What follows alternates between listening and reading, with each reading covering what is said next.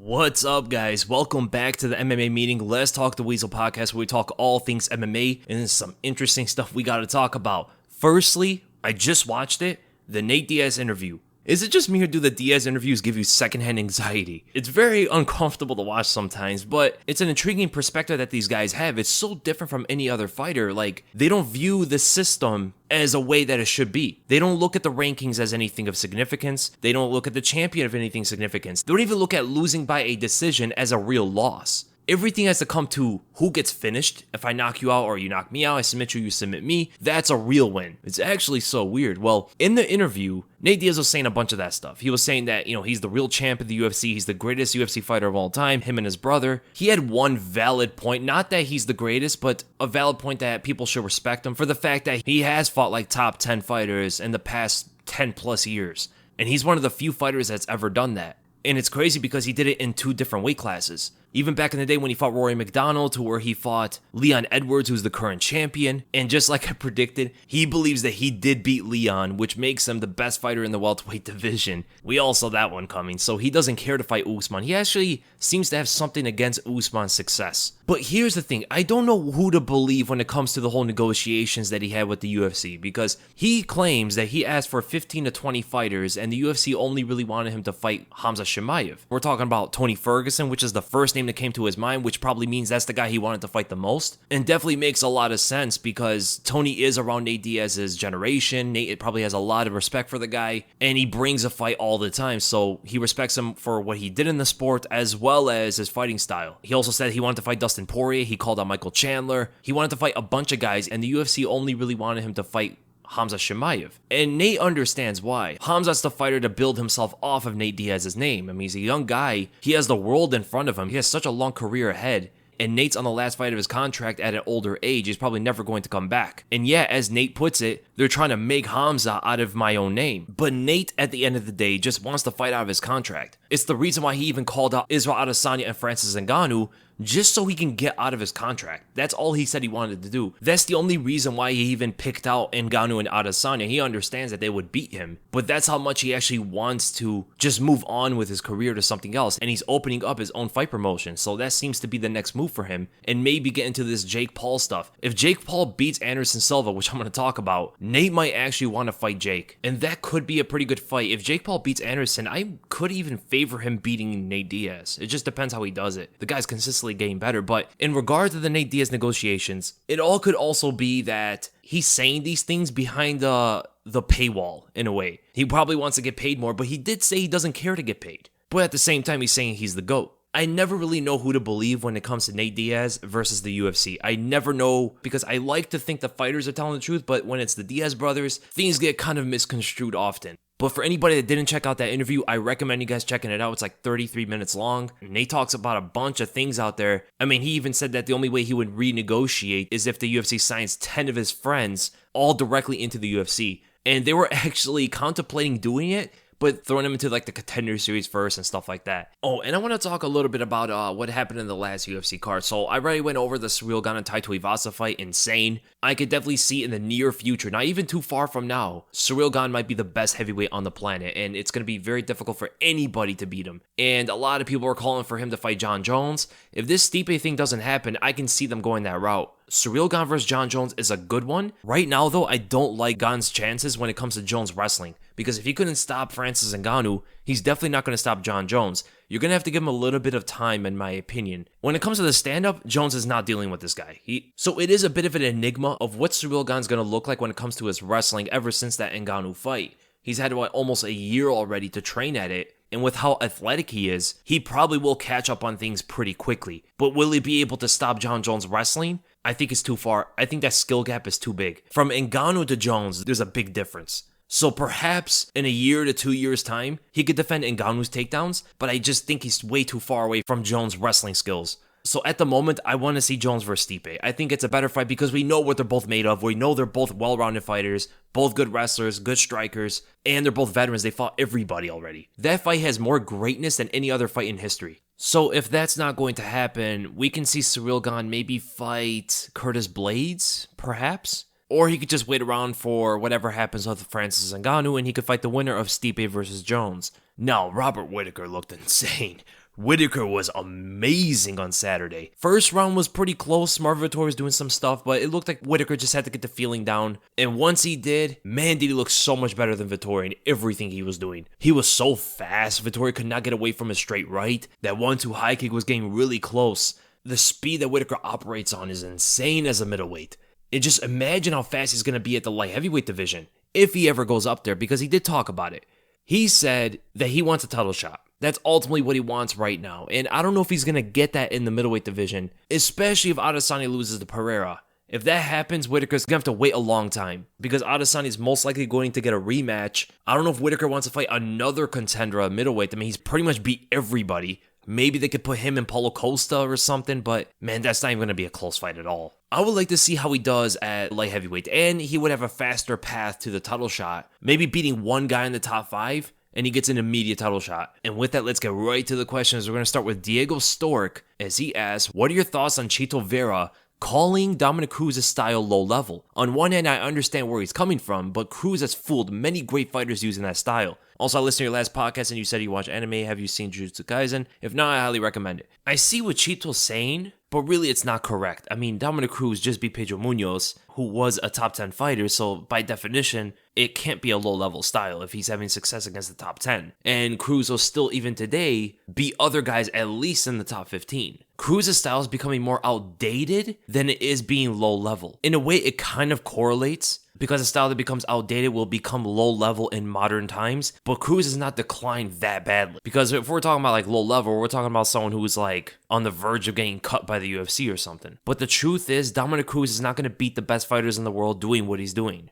Back in the day when everybody was flat-footed, most fighters were just headhunt. The striking skill in the UFC was not nearly as good as it is today. I mean, it's very different circling around and making Uriah Faber look like a fool compared to someone like Chito or Henry Cejudo or even TJ Dillashaw later on in Cruz's career. I will say his footwork by itself is still something that can work today, but everything else that he brings with it absolutely needs big adjustments. His boxing defense, specifically his guard game, the way he throws punches and kicks, like a lot of the stuff is extremely wild with artistic, flowy movement. And that's why it looks like no one's going to be able to hit him until they get close on him. Dominick Cruz's defense from far away is pretty good, even for today. But when he gets in close is where he really has trouble. And you saw that against Henry Cejudo. You saw that even against TJ Dillashaw when they fought each other. You saw it definitely against Cody Garbrandt over and over again. And Chito was the only guy that was really able to find his chin from a distance like that, besides back in the day when he fought Uriah Faber the second time. Even when Demetrius Johnson fought Dominick Cruz years ago, he was able to get in on Cruz and he had to resort to his wrestling and strength advantage in order to get some things off on him. So forget about the footwork by itself and the fact that Dominick Cruz can switch from striking to wrestling seamlessly.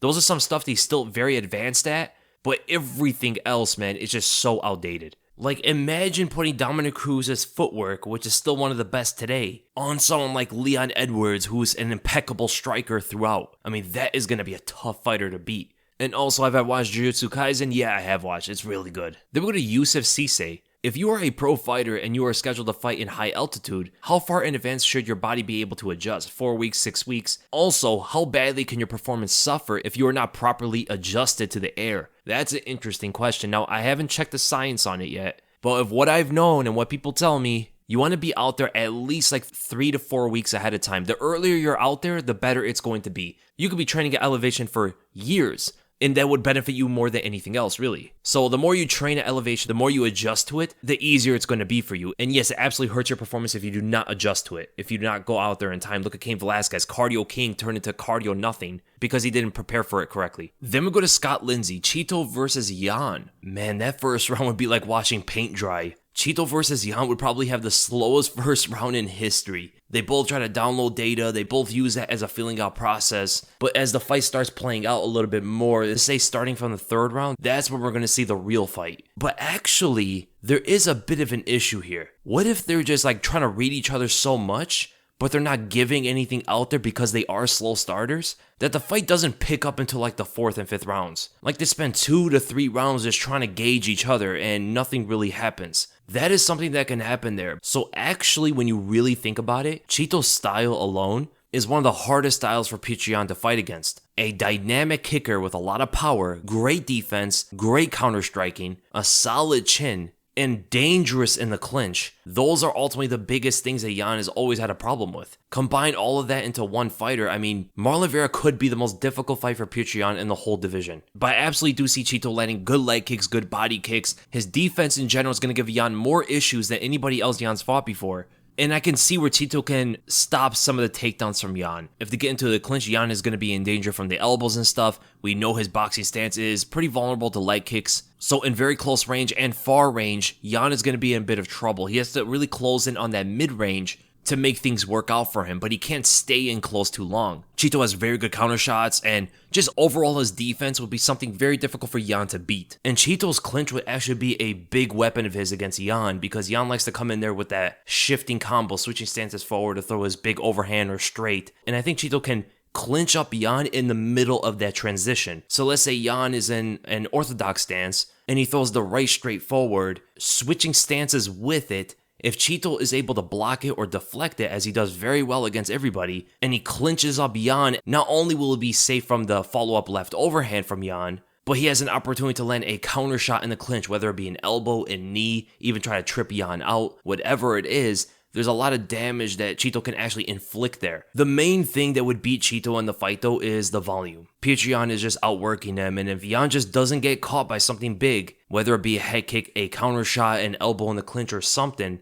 Jan is going to be favored to win this one. He's definitely going to be in the advantage, given that Chito's output is so low. But if you look at some of Jan's past fights, such as when he fought Jimmy Rivera or John Dodson, etc., when he goes forward, man, he's committing with those combos, he is open to get countered. And Chito has probably the best defense in the whole bantamweight division, as well as being one of the best counter strikers, so he could find the check left hook or right overhand as a counter whenever Jan is blitzing in forward. And then we go to the Nanonites. Vera versus the top 5 of the bantamweight division, Conor return opponent, and Jiri versus Glover 2 mini breakdown prediction. Okay, how does Chito go up against the top 5? So I think he definitely loses to Corey Sandhagen. I think Sandhagen would just overwhelm him. In fact, I probably have to say that Corey may be the most difficult fight for Chito in the whole division. I think Merab also beats Vera on the scorecards, but it is a bit of an iffy fight, given that Merab is not that great of a striker. I can see Chito hurting him a couple times throughout that fight, and maybe if he does enough damage, he can win through effective striking in the judging criteria. But more likely than not, I think Merab would ride that out to a decision. I think Chito beats TJ Dillashaw.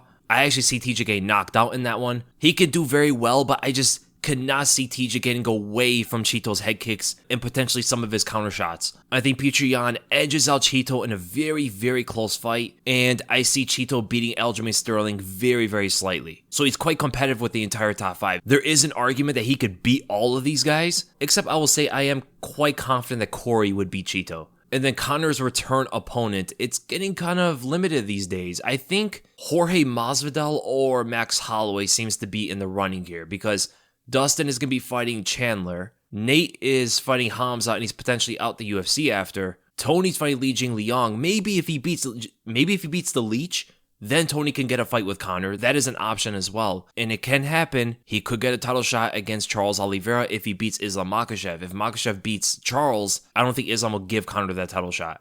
So the most likely, in my opinion, is if Tony beats the Leech, that might be the front runner. But as it stands right now, I actually would say Max Holloway might be the most likely opponent. And then Jiri Prochazka versus Glover Teixeira 2 mini breakdown and prediction. All of Yuri's fights are unpredictable, and even from the first fight, you were able to see that. It's very difficult. Like, his fights might be the hardest to predict out of any fighter in the UFC. But given the age difference, Glover getting hurt in that fight, him getting tapped out, he potentially will decline. I do think the Jiri will start catching him a little bit more. He has shown better takedown defense. I think he's going to progress more than Glover is going to. And I think he'll let his hands go a bit more and not back up away from Glover. He has to get away from the rolls. If Glover's shooting it for takedowns, he could not roll away. He's too tall. One roll and he's on the other side of the octagon. And that's how Glover was able to get a few of those takedowns off of that. So those early takedowns need to be defended through fundamental means. And then as he puts the pressure on Glover, he needs to keep that range on him and just let his hands go a bit more. That's how I ultimately see him winning and knocking out Glover Teixeira in the rematch. And then you go wishful thinking. I would love to be a part of an episode to break down fights. Man, if you make it one day, that'd be insane. And then we start with the first public question by Sharky. After Leon's Rocky-esque performance over the weekend to become the welterweight champion, What do you rate his chances against all the top contenders, starting from the trilogy fight with Kamaru and the rest of the top 15? Keep up the content, my man. Thank you so much for the question. So, a rematch with Kamaru Usman. I could definitely see Usman being the favorite, as the majority of that fight between them was Usman doing very well against him, and he zigged when he should have zagged. But there is an X factor. There's something you can't really predict because it's never happened before to Usman. How he's going to come back after that? That will ultimately provide my answer to this. He's never been knocked out. He's never lost in the UFC. He's never lost on a stage like this before. He's never got knocked out at 35, 36 years old before. And with Leon having more confidence moving forward, it's really tough to predict this one. And Leon's not necessarily known to knock people out like that. So if I trust Usman's mental strength and that he would come back the same in the trilogy, I would favor him to win. I would go with Usman defeating Leon Edwards. And this time he's going to be a bit more careful, in my opinion, use his wrestling a little bit more intelligently, and maybe not even try to get a finish. He did say in that 5th round he was trying to get the knockout, but maybe play a little bit safer. Similar to what happened with GSP when he fought Matt Serra, right? Against Matt Serra the first time, he was going after him. He was a finisher. In the rematch, he played a lot safer, but still was able to find the finish. Leon versus Colby. I am going to go with Colby Covington in that one. I think his wrestling maybe is just a bit too strong. He does make a lot of different mistakes, but in close range like that, he's not going to be sticking out in kicking range against Leon, and the clinch is really never going to be implemented, in my opinion. Leon does give up his back, and that is a way he will stand up even against Colby Covington if he gets taken to the ground. But Colby is just so much more tenacious with his wrestling than Usman is. I think he'll be a lot more effective at keep returning Leon to the mat. Ultimately, Colby, I think, wins a decision. Now, I think Hamza Chimaev is the most dangerous opponent for Leon Edwards. In fact, his style of wrestling is more effective against Leon, with the chain wrestling, switching from singles to doubles, the slams that he implements as well. He might also be even stronger than Usman and Colby. He's bigger than them for sure. And combined with the fact that if Leon ever tries to give his back up to stand, he's going to get choked out. Hamza's not going to give him any freebies like that. So he's a much more of a complete grappler, and Leon's going to have to deal with something like that. And when it comes to the striking, though, I think Leon would have more success on the feet than he would against someone like Usman or Colby. Given that Hamza doesn't move his head, he's more rudimentary in a lot of stuff that he does, even though he has knockout power, and he is pretty fast with his hands.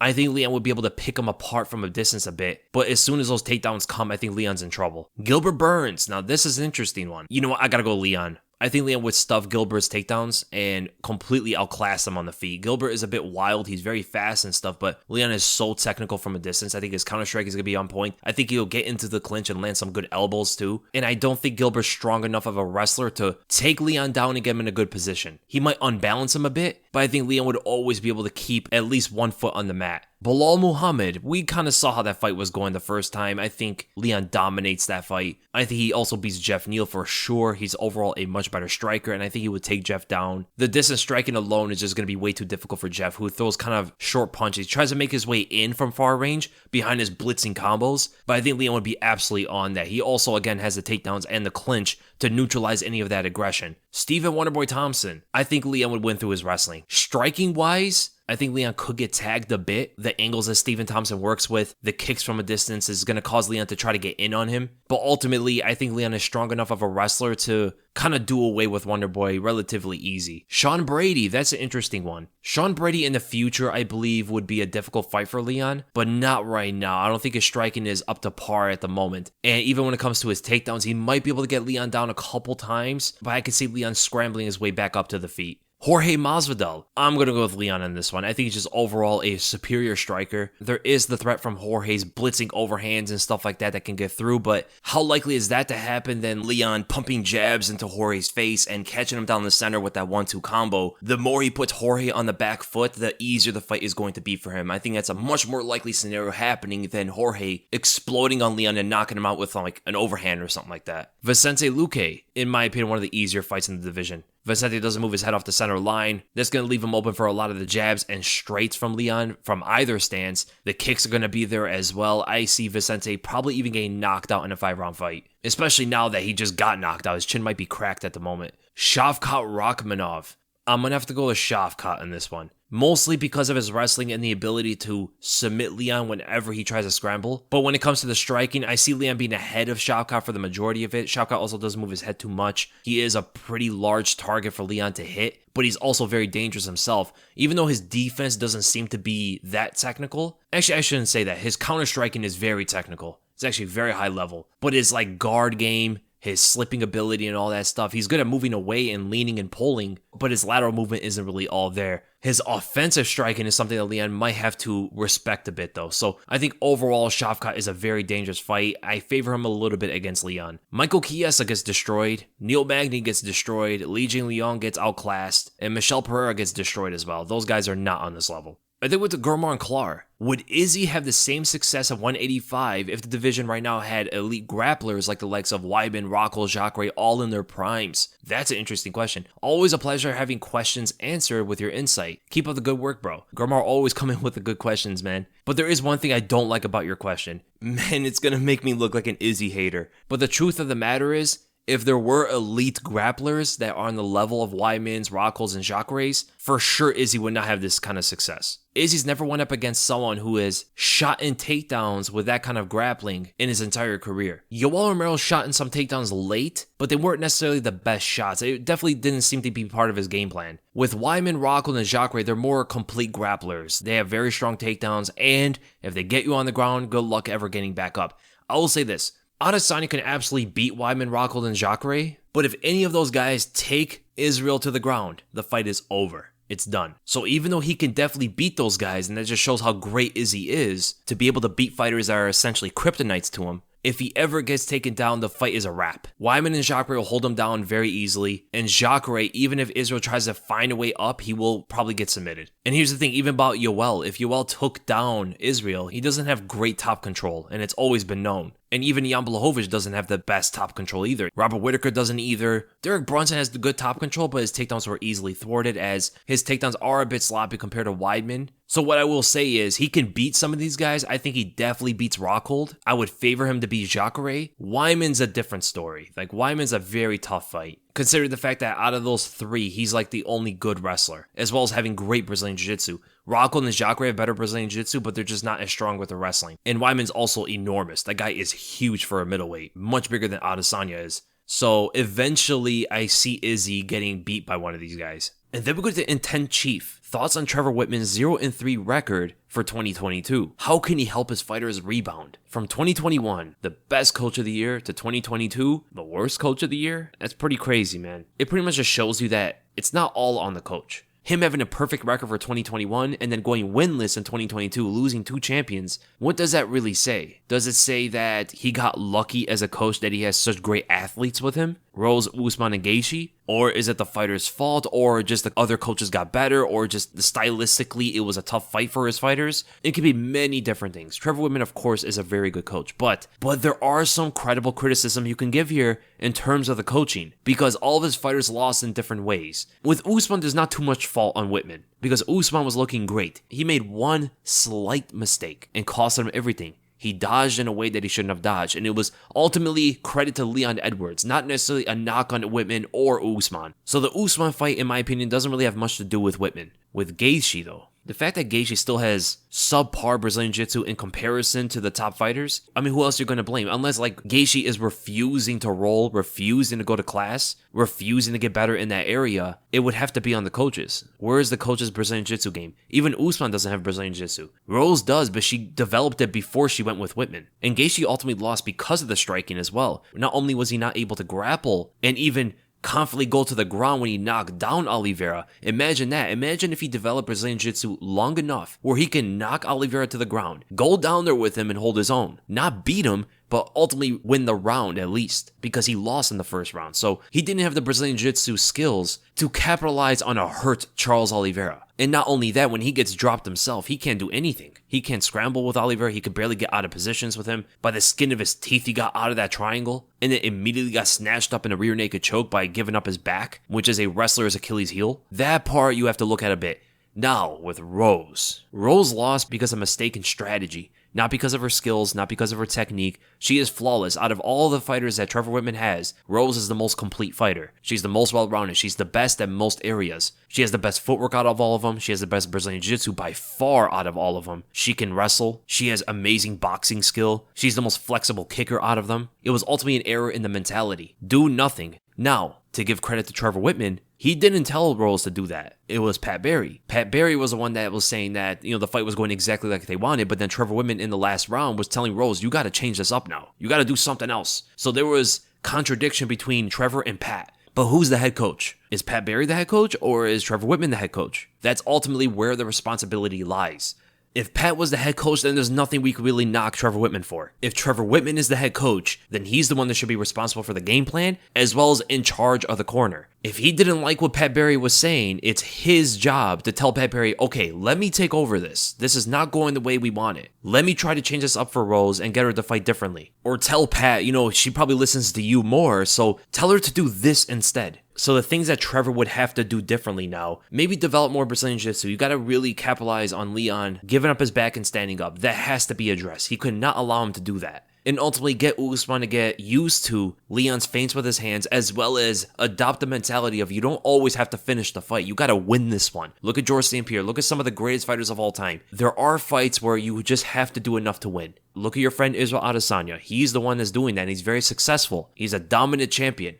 He's not getting caught like this. If you're up, you don't have to knock the guy out. Now, it doesn't mean you have to let off the gas pedal, but don't put yourself in situations where you're putting too much risk on the fight. With Justin Gaethje, I don't know how much different he can make a change. Gaethje seems to be set in his own ways. The Brazilian Jiu-Jitsu thing is gone. I don't think he has enough time to develop it to this level. They already made a big adjustment in his approach to fights. The biggest thing would probably be more feints with the hands, more setups. Not everything has to be power shots. For example, like those low kicks were missing Oliveira because he was making them very obvious. You got to really set up technical feints in order to line up your own punches and kicks. That is a big thing for Justin Gaethje that needs to be worked on. And for Rose, that is a fight-by-fight basis because she has all the skills. So you don't really need to teach her anything different. You just got to fine-tune what she has. But it's all mentality. She's the hardest fighter probably out of all of them to get her on the right mental track, which probably would make her the most difficult to coach. But the beauty about Rose is she seems to be almost like a video game character that the coach can control more. The fact that she listened to Pat Barry to fight that way for 5 rounds, and it's not how she usually fights at all. She completely went away from her usual style. Tells you that she can be molded pretty easily to fight a certain way. Whereas for Gaethje and Usman, it's not necessarily the same thing, especially for Gaethje. With Rose, it seems probably the easiest to do so. But the thing is, Trevor really needs to take over in the coaching. He really needs to be the one that's mainly talking in the corner, be the one that's coming up with the game plans, being the head coach. And then we go to Teddy Striker. Hey Weasel, in your opinion, who is the best defensive MMA fighter of all time? Great breakdowns and videos, man. That's an interesting question. So statistically speaking, George St. Pierre is pretty much the best defensive MMA fighter in history. So striking wise, he has defended 73.1% of all significant strikes that got thrown at him. The reason why, even though he's number 3, I would consider him the greatest when it comes to striking defense, is that John Madsen and Miles Johns, who are above him, are relatively newer fighters that haven't fought top competition. We're talking about GSP here. GSP fought the best fighters in the world for many, many years. And those guys had a hard time hitting him. Look down the list, and the next fighter that even fought on this level, there is none in the top 10. Maybe Phil Davis is the closest, and Ryan Bader, but they don't compare to GSP's competition. They never fought anything that he fought. So it just speaks to how ahead GSP was when it comes to his significant striking defense. But then when you also talk about his takedown defense, 84%. That is extremely high. So he's not inside the top 10 when it comes to that. But then again, look who he's defended takedowns against. And look at the other guys that are listed up there. Kamaru Usman has the top takedown defense in the whole UFC, 97.2%. Not really fought many guys who have shot and takedowns on him. Jon Jones, 95 is pretty good. Considering the guys that he fought. Daniel Cormier tried to take him to the ground. Alexander Gustafsson, Glover Teixeira, etc. So he's fought some top competition to try to take him to the ground. You got Eddie Wineland, Jimmy Rivera's fought some good guys for sure. Hadden Baral's up there, that's great. Caitlin Vieira, Gleison Tibau, Rafael Fiziev, Bilal Muhammad, Shane Burgos. These guys haven't fought that level of competition. So if you weed out all the guys that haven't consistently fought contenders, GSP might be in the top 10. Statistically speaking, GSP may be the greatest defensive fighter of all time. And even when you look at his technique, it's always there, man. Sliding away from shots, defending takedowns from a load of different kind of grapplers. His display of takedown defense against Josh Koscheck was insane. Just that alone. Use his jab as a means of defense. GSP was as elite as it comes when it comes to defense. But Jon Jones is pretty close in my opinion. I think he's definitely up there. But what I will say is currently the best defensive fighter, it might be Chito Vera. The numbers don't necessarily show that. 69% takedown defense isn't the greatest. It's not bad at all, but it doesn't display any of that. And 51% striking defense is actually pretty good, but not toward the top. But when it comes to not getting hit clean, the technique behind the striking defense, he might be the best defensive fighter in the whole world right now. His takedown defense has to go up a bit, but against Dominick Cruz, it is showing to get much better. And then with the Cal, what if GSP decided to defend his 185-pound belt when he won? How would he have done against the other top middleweights at the time, Whittaker, Rockhold, Romero, and Jacare? So, yeah, there's a reason he didn't defend his belt, and there's also a reason he decided to come back against Michael Bisping. He was not going to deal with Whittaker, Rockhold, Romero, and Jacare. He would have a chance against Rockhold, maybe, and maybe even against Jacare, but I don't even know, man. Whittaker, Romero definitely destroy him. I think Romero knocks him out eventually, maybe loses some of the fight, but then just flying knee out of nowhere catches him. The unexpected happens. And he's so much bigger than GSP. I have a very hard time seeing GSP take Romero down, let alone hold him down. And Whittaker, I mean, one of the best defensive wrestlers of all time, he would give GSP a load of trouble even when it comes to the striking. He's also much bigger than GSP. I think Jacare might overpower GSP and take him to the ground. If that happens, GSP is going to be in a bunch of trouble, and GSP would have to strike with him for the whole fight. And Jacare has one-punch knockout power. His body shots are insane. Definitely marching down GSP and shooting it for takedowns against the cage. I think the only one he could realistically beat would be Rockhold. For the fact that Rockhold doesn't have great offensive wrestling, he could defend takedowns. And when it comes to the striking, he's just so far behind GSP skills. From range to enclose, the boxing. He could potentially find a high kick in there and catch GSP and knock him out. That question mark kick's always going to be a weapon too. But I can see Rockhold also getting just jabbed in the face the whole time, not able to get away from it, and get hit by overhands and stuff like that, and even kicked to the body. But at the end of the day, if you were to ask like my prediction, I would say Whittaker Romero definitely beat GSP, like 70+% chance. Jacare, I'll give him like a 60%, and then Rockhold, I'll give him like a 57-55%. And the reason why I would favor Rockhold at the end of the day is because GSP doesn't want to take him to the ground. He's going to box with Rockhold the whole fight. He can get knocked out any moment. Rockhold could potentially find some weird takedown like he got on Lyoto Machida, and the power of the kicks to the legs and to the body would probably crush GSP as the fight goes on. I mean, Rockhold's so much bigger than him. I believe there's like a 20-pound difference, maybe even more. At the end of the day, GSP didn't fight those guys for a reason. He's smart. Then we go to Minecraft Lapis Lazuli. Hey Weasel, is there any fighter you would say would benefit the most from moving up a division or moving down a division? Also, in one of your podcasts, you talked about your fighting career. I was wondering some things like what weight class you would have fought in and how you would describe your style. Also, if you had to make a matchup for each division's top 15, for what you personally want to see for whatever reason it would be, prospect, entertainment, etc., who would you put together? Personally, I would love to see Colby versus Burns or Leon versus Jorge. That's actually a very creative question. I like it. So firstly, which fighter would benefit the most from moving weight classes? I would have to actually say that it would be Khamzat. Khamzat would probably have more success in middleweight than he would at welterweight, just for the styles. I mean, welterweight has the strongest wrestlers in the whole UFC, and they have great grapplers to go with it, like Gilbert Burns. You have well-rounded grapplers like Leon Edwards and Sean Brady, but then you look at the middleweight division, and it's majority strikers that really don't have good grappling at all. Like, I could definitely, and Khamzat's not small. He might even be bigger than a lot of those guys. He's bigger than Jack Hermanson. Jack Hermanson looks like an average middleweight, and Khamzat was bigger when it comes to the weight, and he's also taller. So I see no problem with him taking down guys like Israel Adesanya, Alex Pereira, Jared Cannonier, Sean Strickland, Jack Hermanson, Darren Till, Kelvin Gastelum, Brad Tavares, go down the list, even Paulo Costa. And at the same time, he can strike with a lot of the guys that would prove it hard for him to take down. Like Marvin Vettori, for an example. He can do very well on the feet against him. Against Derek Brunson as well. And you probably realize I left out a name. Keep him away from Robert Whittaker. That is a guy he does not want to fight. That is the nightmare matchup for Khamzat Chimaev. Bobby Knuckles is Khamzat's Reaper. Now about my fighting style and weight class and all that. So I was aiming to be a featherweight. Now, I would be a pretty big featherweight, so maybe one day when I get older, I would be a lightweight. I would have to move up, which I see no problem in as well. So I'm like 5'11". I could fluctuate between like 170 and 180 pounds. So that's roughly like a bigger featherweight, average to smaller lightweight. I mean, if they made a 150-pound weight class, that would be where it's at. Yeah, that's asking for too much. Then you turn the sport to boxing. Different weight classes like every 7 pounds. And then describe my style. So very speed-oriented. I'm very explosive, fast twitch. I'm much more comfortable as a counter striker. I come from Taekwondo and boxing. That's pretty much my makeup. And I really got a hold of Brazilian Jiu-Jitsu pretty fast. I have weak wrestling though.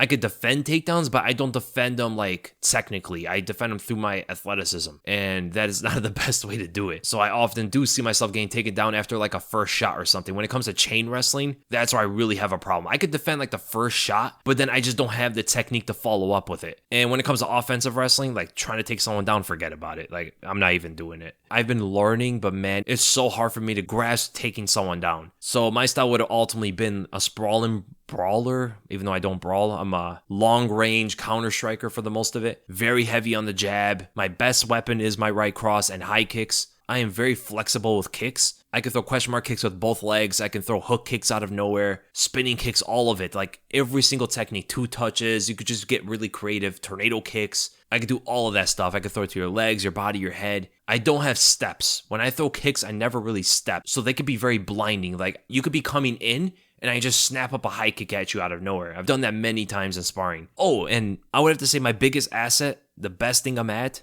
is my footwork. And I've been told this ever since I even started. The first thing that I ever got praised on was my footwork. Always. No matter what gym I went to. Every single coach said that I'm like very far ahead when it comes to my footwork. I'm extremely good at everything about it. Like lateral movement, angles, in the pocket, inside exchanges. What I've been told is my footwork seems to be very, very good. And I would love to actually show you guys some things that I've learned in Taekwondo, I learned in boxing, as well as I taught myself a bit. So I did my best to try to describe my style. And then your other question about who do I want to see in the top 15 fight? In the heavyweight division, I want to see Jon Jones versus Stipe, even though Jones is not in the top 15, but I guess he can kind of count. That fight is all about greatness. In the light heavyweight division, I would love to see Magomed Ankalaev versus Jiri Prochazka. That fight would be so fun to watch, like polar opposites. I want to see which one comes out on top. Complete chaos or complete order. In the middleweight division, middleweight does seem kind of weak, I'm not going to lie. I guess it's Adesanya versus Pereira. There's really no other fight that I'm jumping to watch. In the welterweight division, there's a few fights here I want to see. I want to see Colby versus Hamza. I just could not see a way that fight would not be entertaining. That fight would be so fun from start to finish. It'd be a lot of anticipation throughout, like, can Hamza actually catch Colby? When will he be able to land that shot as Colby's putting the volume on him? There has to be a back and forth. I can definitely see Colby getting hurt in the fight. Maybe coming back, showing his heart, fighting through. Maybe shooting takedowns and they start scrambling a little bit. And then as Hamza starts to get tired, Colby starts to put it on him. Now it's time for Hamza to show what he's actually made of. How would he be able to fight adversity? So early on, Colby could be in trouble. Late in the fight, Hamza's going to be in trouble. That's almost a given. That's an insane fight.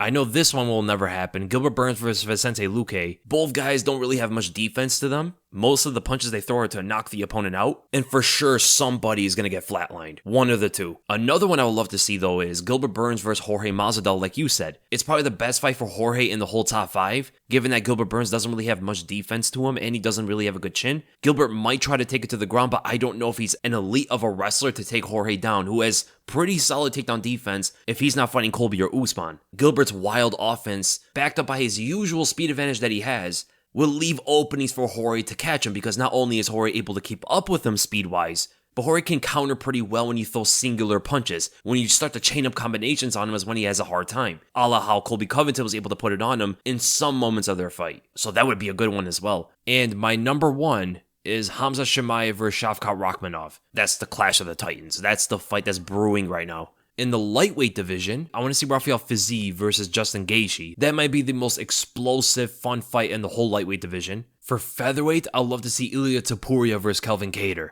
That would be an insane fight. Ilia would definitely bring the fight to Kelvin, and man, imagine the back and forth. Kelvin can't take him to the ground. Ilia might not be able to take Kelvin down. Just a pure boxing match between them two. A lot of power getting thrown around, man. Now for bantamweight, the one I like to see the most would be Sean O'Malley versus Song Yadong. Everything would be about the blitz. Both guys are kind of idly staying away from each other, but Song Yadong definitely needs to find a way in, and if he gets in, he's going to want to stay in and bomb on O'Malley on the inside. O'Malley wants to keep his distance a bit, but he's going to be in and out with that long footwork. The guy has long strides all over the cage, and that might be pretty difficult for Song Yadong to track down, but if he does, if he gets inside on O'Malley, destruction is waiting to happen. And they're two guys that always look for the knockout. It'll be a technical chess match when it comes to the outside fighting, like finding their way in and finding their correct shots and stuff like that, but also extremely destructive once they start to land. For the flyweight division, I would love to see Deiveson Figueiredo versus Kai Kara France. That fight would be so insane, man. Like 90% of their strikes are pure power shots, great technical brawlers. Like that is probably the best fight in the whole division. Women's bantamweight,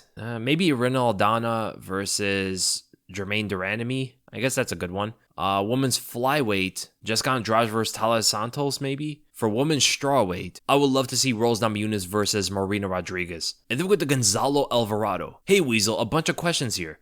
Okay, I'll go through these really quickly. Your last analysis about Chito's defense and how good it is just left me thinking. Do you think MMA's boxing defense is going to gradually evolve from shelling head movement to a more deflecting punches approach? Do you think we are going to see more of this in the future? Yes, definitely. But it is much harder to do than in boxing given the gloves. With smaller gloves, it's much more difficult to parry and deflect shots the way Chito does. And that is one reason you haven't really seen it too often in the UFC until now. In boxing, they've been doing that for such a long time. Different kind of gloves, different circumstances, different attacks getting thrown. It's hard to be focused on parrying and deflecting punches in such quick bursts, while also being aware of takedowns and kicks and stuff like that. So I never really like when some people discredit MMA fighters' boxing skills by comparing them to the boxers in the sport of boxing. It's completely different. It's going to take longer for MMA fighters to grow in each individual art to become that elite level boxer in this case. And you're starting to see it now. The sport is evolving very quickly, where not only is deflecting punches going to be a big change in MMA,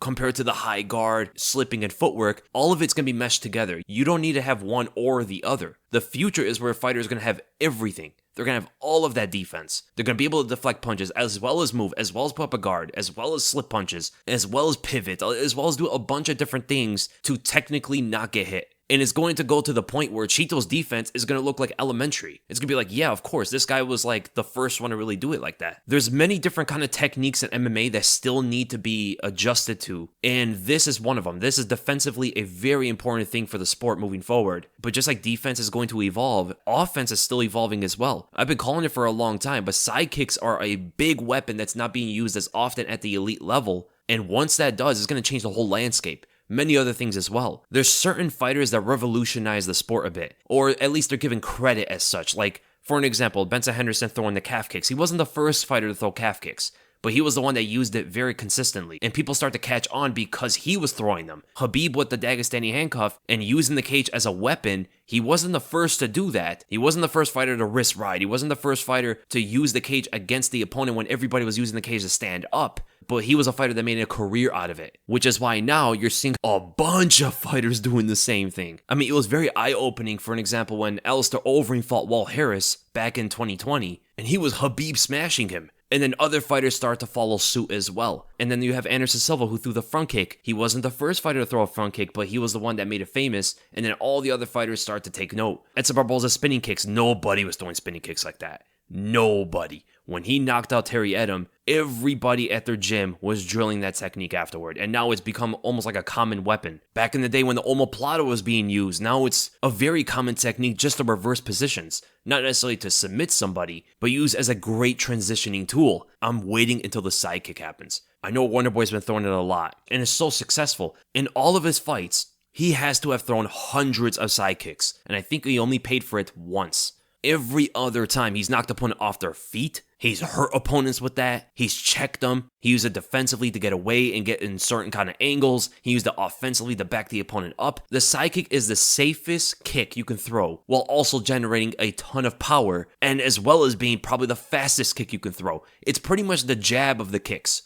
And that quote-unquote jab is very absent in MMA right now. Everybody's throwing haymakers with their legs right now, and I'm waiting until everybody starts to use that jab. Then your next question, UFC 279 is getting a lot more criticism due to its lack of quote-unquote important fights. How do you see that card playing out entertainment-wise? I actually think it's going to provide a lot of entertainment. Hamza vs. Nate can get pretty wild. Even if it is a one-sided beatdown as the odds are suggesting, it's still going to be somewhat entertaining to watch. And it is Nate Diaz's last fight, so Li Jingliang vs. Tony Ferguson could be a wild one. If Tony can show up correct, I mean, he is a welterweight now, so he's going to have more power for sure. The guy's knocked out a lot of guys in that weight class. Things can get so fun. That could be the fight of the night. Kevin Holland versus Daniel Rodriguez is a very good one. Rodriguez has been out for a bit. Kevin Holland's always bringing on a fun fight. Irene Aldana versus Macy Chiasson. That's actually not a bad fight. Johnny Walker versus Ian Cutelaba is just chaos waiting to happen. The only way that fight gets out of the first round is by Johnny Walker fighting extremely passive, because we know what kind of fight Kuti Laba brings forward. And if Johnny Walker brings on the same kind of thing like he used to, that fight could literally end in like 10 seconds.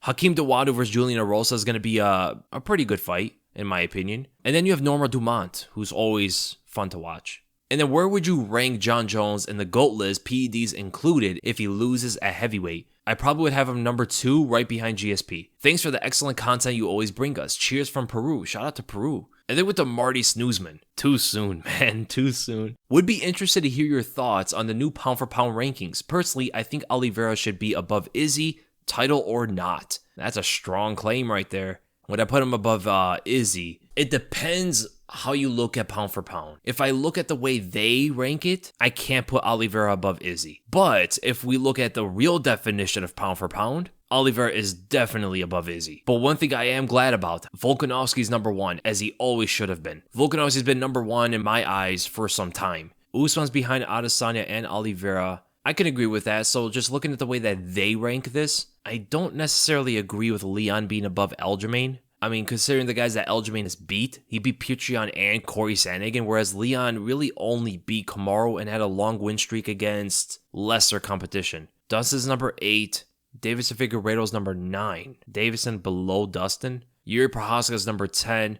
See, here's the thing. How is Jiri number 10 and Leon's number 6? Unless they're not counting fights outside the UFC. If we're counting their careers right now, because it's unfair to Jiri. Jiri just came into the UFC in 2020. So he's only had 3, which is crazy. He's only had 3 wins in the UFC. And he's in the pound for pound list. He's the champion right now. That's so crazy to think about. But when you look at his Ryzen fights, he would have to be above Leon, right? Definitely above Aljamain Sterling. Because if you look at their win streaks, neither of them are as long of a win streak as Jiri. Jiri right now is on a 13-fight win streak. He just beat Glover, he beat Dominick Reyes, he beat Volkan Oezdemir, he beat King Mo, Fabio Maldonado, CB Dalloway, and not only beat these guys, he's finished all of them. So if we count Ryzen as well, Jiri for sure has to be above both Leon and Aljamain Sterling. Realistically speaking, Jiri should be at like number 6. Max Holloway's number 11, Jon Jones number 12. Why is Jon Jones even on the list? He hasn't fought in years. Stipe Miocic is number 13, Petr Yan is number 14, and Brandon Moreno number 15. Okay, yeah. I mean, the way that they rank it, a lot of this does make a lot of sense. And then we go to Max Rivera 38. With all the other legends falling this year, do you really think Jones will be able to get it done at heavyweight? The more time passes, the more I lose confidence in him. Stipe is going to be a tough fight, no matter how you look at it. But the thing is, Stipe is also older than Jones. So as time is passing, I mean, it's not helping Stipe either. So in this fight, I don't think it really matters as much, but that's the thing, it's going to hurt both of them. The longer this fight waits, the more this fight's going to look like some veteran, elderly legend fight than an actual legitimate fight for a contendership. Fighting guys like Ciryl Gane or Francis Ngannou or Curtis Blades, it definitely hurts him. I don't see him beating Ngannou. I can see him losing to Ciryl Gane potentially, and even Curtis Blades as well. And if you believe in that whole stigma, you believe that this is the year of fallen legends, then yeah, for sure Jones is going to get finished. And then go to Ziad Likes Cookies. Hey Weasel, what do you see as a more likely outcome? O'Malley knocking out Jan in the first round or Diaz defeating Chimaev by a submission? Huge fan, keep up the great videos. Thank you so much, man. Diaz defeating Chimaev by a submission is probably more likely to happen. And that's not because Nate took him down or he submitted him from his guard. It's from Nate rocking Chimaev as Chimaev's getting tired. Chimaev might shoot a sloppy, desperate takedown, or Nate drops him and then chokes him out. That would be the more likely scenario of happening. Then we go to Josh Wiggin. Is Leon's line, pound for pound has shot dead, the coldest line in UFC history? That kind of sends shivers down your spine, especially the way that you know how it played out. But here's the problem. I think in the future, people are going to look at that line like it wasn't anything special. For the fans that didn't watch this fight live, you have to watch it live and you have to understand Leon struggled to a title shot to really feel that line, man. When you get it, that is like a stone cold line. I mean, knocked out the pound for pound #1 fighter in the world. People were starting to regard him as like the greatest welterweight of all time, which I think was way too premature. He was a heavy favorite against Leon, and the fight was getting away from Leon, who struggled to get this title shot. I mean, he had to fight so many guys, had a long win streak. Many contenders did not want to fight him. He eventually got it through merit, fought his way there, and then found that knockout. against the pound for pound #1 guy. That's crazy. That's a story for you, man. And then we go to Nazar. What's up, Weasel? Hope you're doing well. With MMA being a 1v1 sport, I always wonder what it would be like if there were no coaches or teammates during fights. How do you think it would change the sport? For an example, would certain fighters do better or worse? And who would be champion? Much love. Your content has helped me understand way more of MMA. Thank you so much. That's the goal, man. There's one thing I'm kind of confused about the question. When you say no teammates, no coaches, you're also talking about the training room, or you're talking about just the fights? Because it is a 1v1 sport, but only in the fight. In training, it's not a 1v1 sport. So if you're saying no trainers, no coaches, no teammates, even while preparing for fights, it's like impossible to really know. I mean, Tony Ferguson might be the best fighter of all time then, as he got to the top while being the closest one to do that. But let's talk about just the fight specifically. In the arena, if there were no coaches or teammates allowed, yeah, I think it would change a bit. I don't know if it would drastically change the sport, because at the end of the day, it is an individual sport. It is a 1v1, but I think the main difference would be about the cornering between rounds and like a support system if some fighters need that. Not every fighter is going to need that. Would Leon Edwards have won the title if he didn't have his coaches there? That's a big question. So perhaps there are some fights it would have a drastic change, for better or for worse. A worse example would be Raquel Pennington. Her coaches put her out there to get pummeled, or Rose's case, to go out there and do nothing. But would any champion have changed? Perhaps Francis Ngannou wouldn't be champion, because he did make an adjustment in the middle of that fight against Ciryl Gane, and perhaps his coaches has something to do with that. Jiri's coaches most likely gave him some kind of support, but I don't ultimately think it would have changed that fight too much with Glover. I don't think Izzy's would change much. I mean, he's coasting past these guys. Leon might not be champion. That might be an actual thing. Kamaru Usman could probably still be champion if there were no coaches involved. Charles Oliveira might just have a support system, but I don't ultimately think it changed much about him staying as champion. The biggest difference probably would have been that Michael Chandler fight. He got rocked at the end of the first, and whatever they told him in the corner, perhaps had a bit of a trigger. Maybe they even told him to throw the left hook and go forward and not back up. If that's the case, because they were speaking Portuguese, we couldn't catch all of it. If that was the case, then yeah, Charles Oliveira probably would not be champion right now. I think Volkanovski's is good. They give him good advice, but he seems to be so far ahead of his competition. The biggest change probably would have been in that second Max Holloway fight, where he definitely needed some more advice. He started to go to his wrestling in the third, fourth, and fifth, where he didn't really use it in the first and second. It seems like Aljamain just had a good game plan going against Petr Yan from the beginning. And I don't know if necessarily anything they told him in the corner changed the fight too much for him. Maybe just to keep him on track and stuff like that. With Davison, the Moreno fights were pretty close, so perhaps I had a change there. I think Nunes' coaches kept her on track, not to get too wild out there, and maybe it had a big impact on her defeating Juliana Pena the second time. Valentina just doesn't need anybody. She could just go solo and beat everybody there, besides against Tyler Santos. And then for Esparza, what I would say is if Rose's coaches weren't there, Esparza probably would have lost that fight. So kind of an opposite effect. So actually thinking about it now, yeah, it would have a big change. And then with the Moises Gonzalez, I will never forget where I was when Leon KO'd Usman. How impactful was that victory for you, Weasel? I've never jumped out of my seat in such excitement mixed with an overwhelming shock and awe. MMA is such a beautiful sport, almost transcendental. The knockout was pretty crazy, I'm not gonna lie. But I had like a delayed shock, a very much delayed shock. So I saw Leon head kick him, and he went down. And it took me like 5 to 10 seconds to really acknowledge what happened. When they went to the cut of Leon strutting around the cage, that's when I'm like, wait, Leon's the champion right now? That was pretty wild. I'm not gonna lie, that was pretty crazy. I didn't jump out of my seat. That's only happened a couple times ever. Like when Jorge flying kneed Ben Askren, that was one moment where I jumped. Hamzat knocking out Gerald Meerschaert was a big one. Back in the day when Anderson got knocked out by Chris Weidman, that might have been my biggest reaction of all time. When GSP got dropped by Carlos Condit, that was huge. I remember Jose Aldo getting knocked out by Conor. I didn't jump out of my seat, but I was frozen for like 10 minutes straight. I don't know what to say or how to react to that. That was a feeling I've never had in my entire life, but it is such a beautiful sport. It's sad for an Usman fan for sure. I mean, Usman was going on to be a legend. He is a legend. I mean, he keeps going forward. He could be in the Hall of Fame. But I'm not going to lie, it was pretty sad when you see Usman's daughter. She was very upset about it. And I don't know where I stand in the whole, you don't bring your family to war thing that Hamzat was saying. And Conor said after the fight as well. If I were to put myself in their shoes, I probably would not bring any family. It's not the kind of thing that I want to impact my mind. And that is the end of the podcast, guys. I hope you guys enjoyed it. And if you did, make sure to give it a like and make sure to subscribe, and I'll see you guys in the next video.